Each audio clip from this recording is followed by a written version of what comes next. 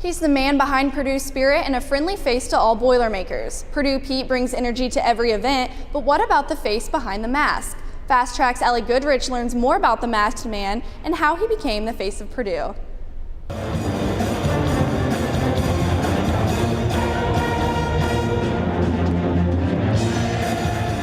It only takes Paul Gaber 15 minutes to transform from a regular Purdue junior to Purdue's most beloved mascot.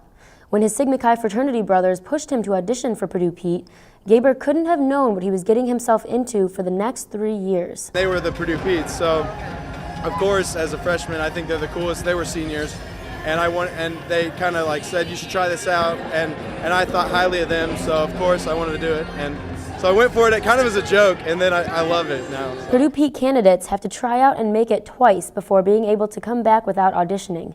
Having achieved that, Gaber gets to sit and watch as incoming Petes endure what he remembers to be an odd audition. There was like stations. They tested your physical, like if you could handle being in a suit for a while, and then there was like a segment where they had a bunch of props on the ground, and like they're like 30 seconds go, make me laugh. As one of the 3 Purdue Petes, Gaber said his own personality reflects well what Purdue Petes should be. But this isn't the case for all of the mascoted Purdue men. One of my friends is a Purdue Pete, and it's kind of interesting to see him outside of the costume and him in costume, because he's totally different. When he's in costume, he's this rambunctious, like very outgoing kind of guy. But when he's outside of the suit, he's really he was the president of School of Management Council. He's very getting the job done. He's very straightforward. So I think it's pretty interesting.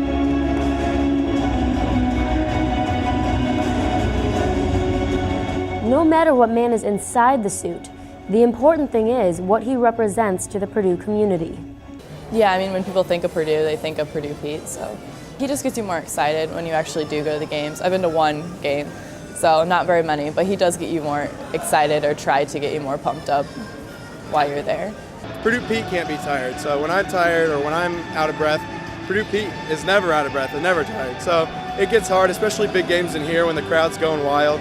And you want to keep going, but you've got this stuff on you. But I mean, I've never been close to like quitting or fainting or anything, but it's hard. Even though it's sometimes tough, Gaber never leaves an event without having a little fun. His favorite Pete moment actually happened during a wedding. There was a time where there was like an 80-year-old woman on the dance floor, and like she was just like doing a little mosey thing, and I just come up and start like dancing on her. Oh yeah, and everybody just loved it. That was probably the most fun part, but I don't know. There's something new every day. That's why I love doing it.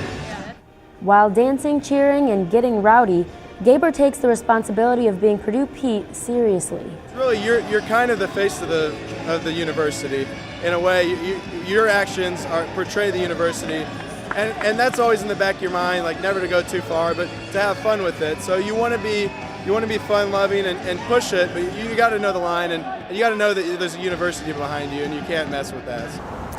And underneath that big familiar head is just another Purdue student, symbolizing the fact that inside we are all Boilermakers.